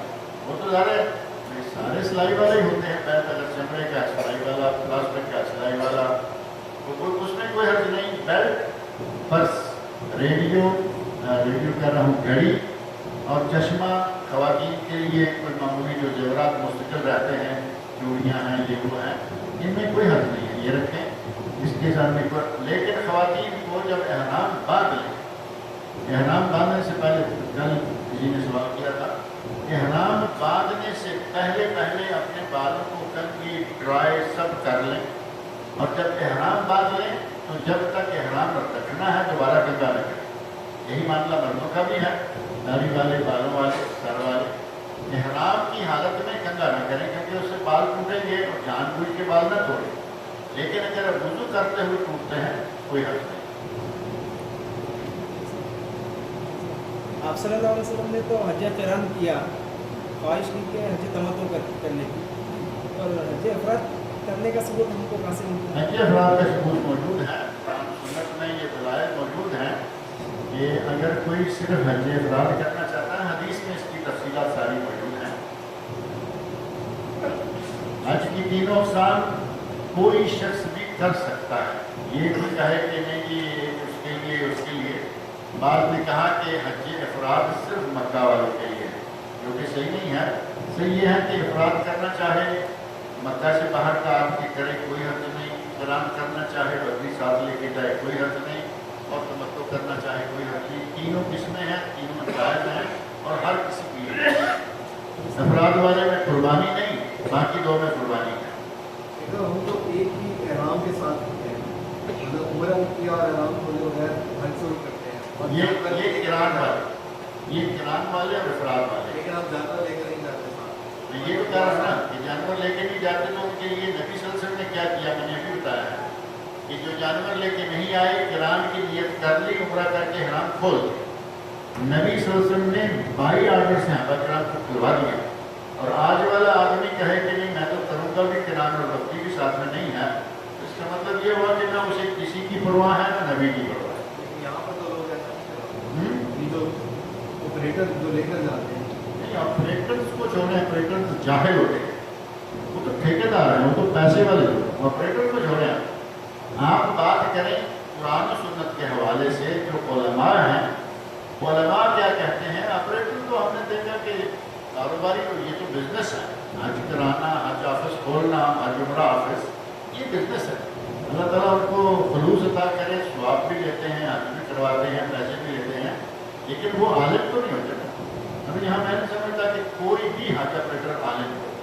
उबर के, तमाम के, मैं जितने लोगों को जानता हूँ, कोई आलिम दीन नहीं है, सारे मेरी तरह के नहीं, आपकी तरह से बिल्कुल। लिहाजा आलिम की बात का एतबार होता है, ऑपरेटर का। हमको में जो है यहाँ से टिकट लेके जा सकते हैं, लोग आपको मक्का जाके तो अपने जानवर का टिकट लेना पड़ेगा। मैं समझा नहीं। जो जानवर के लिए, हाँ, तमत्तु के लिए क्या आपको बनाया है? अगर जानवर साथ लेके जाए, तमत्तु वाले के लिए ज़रूरी नहीं है, तमत्तु वाला तो वहाँ से ले लेगा ना। मक्का से मिल जाएगा। मक्का में हर किसी को जानवर मिल सकता है, और अगर यहाँ से राजनी वालों के साथ या कोई किसी आदमी के साथ रब्ता कर लेता है हो गया।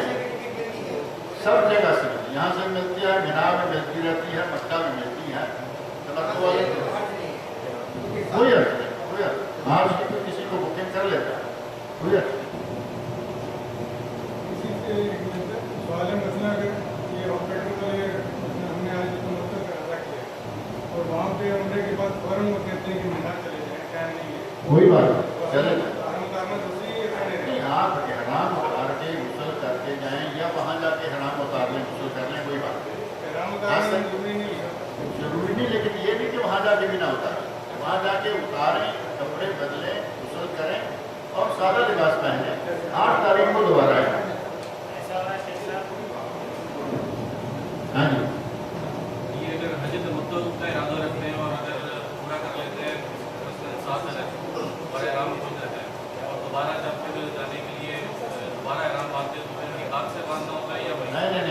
کوئی مقیم ہے، مینا میں ہے تو مینا سے باندھے، مکہ میں ہے تو مکہ سے باندھے، جس جگہ اس کا قیام ہے 8 تاریخ کو وہیں سے احرام باندھے، دوبارہ میقات میں آنے کی کوئی ضرورت نہیں۔ آپ کا کھانا ٹھنڈا ہو رہا ہے، انشاءاللہ تعالیٰ اگلے ہفتے میں ملاقات ہوتی ہے، باقی تفصیلات